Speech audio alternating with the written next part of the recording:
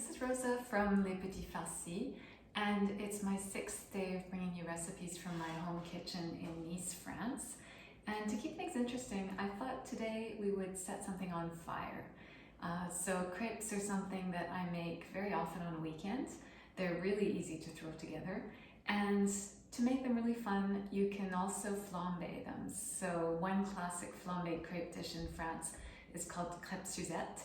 And no one quite knows the origin of that, but it's crepes flambéed with orange and Grand Marnier or Cointreau, an orange flavored liqueur. And actually originally they say that the dish was not flambéed, but today it's almost always flambéed if you happen to see it in a restaurant. Today we're going to do a little bit of a modified version of crepes Suzette, something that you can really throw together very easily. So first I'll just show you how to make the crepes. It's very simple and fast. We're going to mix it by hand. But if you don't want to do that, you can easily just put all the ingredients in a blender. Sometimes I use my NutriBullets, which I think you can see right here behind me. And I can put everything in there, blend it for a few seconds, and make the crepes. A lot of recipes will tell you that you need to rest the batter for at least 30 minutes before you make crepes. Usually when I make them, I'm too impatient to sit and wait for 30 minutes. I don't find that it makes a huge difference. Of course, it's nice to do it. But if you want to make your crepes, mix them and cook them right away, I don't really see a problem with that. So today we've got a mix of 2 different kinds of flour that I've put in this cup. So there's 1 cup of flour, but half a cup is spelt flour and half a cup is regular all-purpose wheat flour. You might remember the spelt flour from the no-knead bread that we did a couple of days ago. So I had some left over, and it gives the crepes a more interesting flavor and a bit more nutritional value. We have 2 eggs, so we're going to start with those. And in this cup we have some milk that's mixed with some water. So I find that that's really the secret to really like crepes, is to use some water mixed in with the milk. So I have 1 cup of milk and half a cup of water. And that's a little trick I found in a book by Deborah Madison, and I've made crepes that way ever since. So those are really the basic ingredients for crepes. I'm just going to start mixing them, so I'll just break the eggs into the big bowl.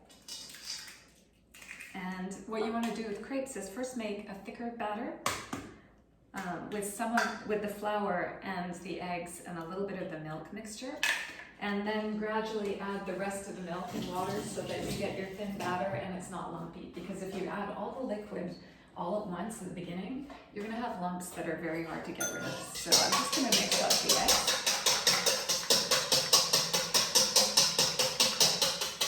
I'm not going to sift the flour, I'll just throw it right in. And if you look at it, you can see the color of the spelt flour, which is a little bit yellow. So I'm starting to mix that with the eggs. You can see there's not enough liquid there, so I'm just going to throw in some of the milk mixture and start to get a thicker batter. And at this stage, I'm going to mix it to try and get rid of those lumps. You don't want your crepe batter to be lumpy. So just give it a whisk, but always be aware that the more you whisk your crepe batter, the more it might be a little bit tough when you cook them. So you just want to make sure that you mix as much as you need to without getting carried away. It's kind of like pancakes that you never want to overmix. So I'm adding more milk and water. And I'm just going to mix that out, make sure that my mixture is not lumpy. You can see it's a nice color from the spelt flour. And then I'll add the rest of the milk and water. So your batter is really quite thin at this stage. And this is a stage where you can add some fats. So a lot of traditional crepe recipes will call for melted butter. I'm going to use olive oil. So the reason I'm using olive oil is that our olive oil here in Nice is really delicate, and it has almost like a buttery quality to it. So it works very well in dessert. Some of you might have tried my lemon tart with olive oil or my chocolate mousse with olive oil. So I'm going to use this instead of the butter. It's a very good substitute for butter. So I'm using 3 tablespoons of this olive oil. Just be careful if you decide to use olive oil at home that it is a delicate tasting one and not a strong one, because you don't want your crepes tasting really peppery like a strong olive oil. And actually, while I'm at it, I'll put a little bit of olive oil in this dish, which is just going to be to very lightly grease our pan as they're cooking. And now we can add our flavorings. So I'm going to use some of this Cointreau. This is an orange flavored alcohol, which we're also going to flambe the crepes in after. So I'm just adding 1 tablespoon of that. You can also use vanilla. The powdered vanilla is especially nice, or vanilla paste if you can get that, or a bit of vanilla extract. And if we want even more orange flavor, we can add some orange zest. So I have a blood orange here. We're going to use this also at the end when we're flambeing the crepes. And I'm going to add some of the zest into this batter.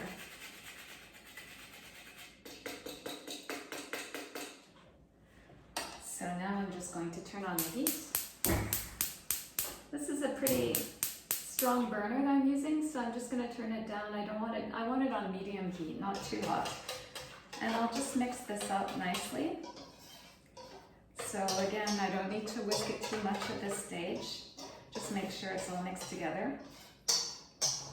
And I'm going to let the pan get relatively hot.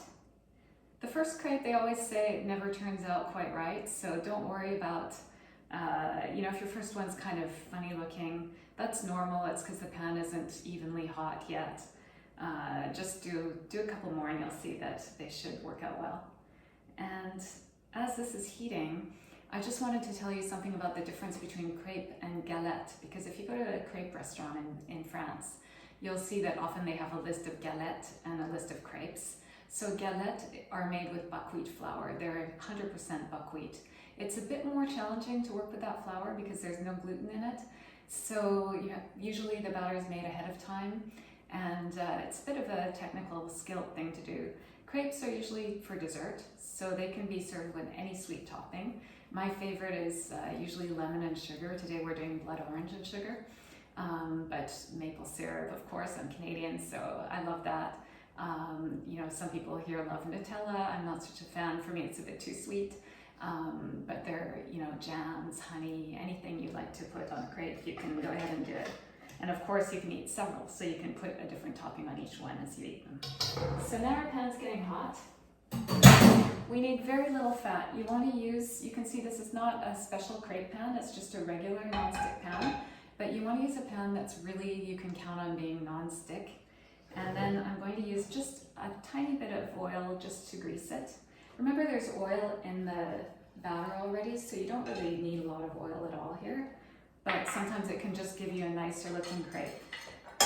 Just more brown if you use the oil, or a little bit of butter if you've used butter in the batter. So for this pan, 1 small ladle of batter will be enough. And I'm just going to spread it out.